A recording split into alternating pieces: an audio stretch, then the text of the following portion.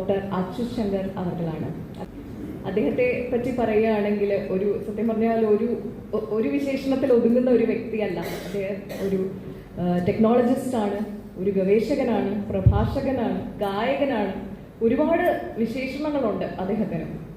പക്ഷെ അദ്ദേഹം സ്വയം വിശേഷിപ്പിക്കാൻ ആഗ്രഹിക്കുന്നത് ഹാപ്പി ടീച്ചർ എന്നാണ്.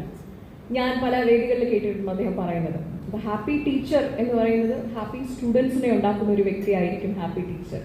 അത് വളരെ വ്യക്തമാണ്. അദ്ദേഹത്തിൻ്റെ സ്റ്റുഡൻറ് വലയം ശ്രദ്ധിച്ചു കഴിഞ്ഞാൽ അറിയാം. വളരെ ഹാപ്പി സ്റ്റുഡൻസ് ആണ് അദ്ദേഹത്തിനുള്ളത്. അദ്ദേഹത്തിൻ്റെ ഒരു സ്റ്റുഡൻ്റ് ആവാൻ ഭാഗ്യം കിട്ടിയ ഞാൻ മനസ്സിലാക്കിയത് അദ്ദേഹത്തിൻ്റെ മെൻറ്റർഷിപ്പ് ക്വാളിറ്റിയാണ്.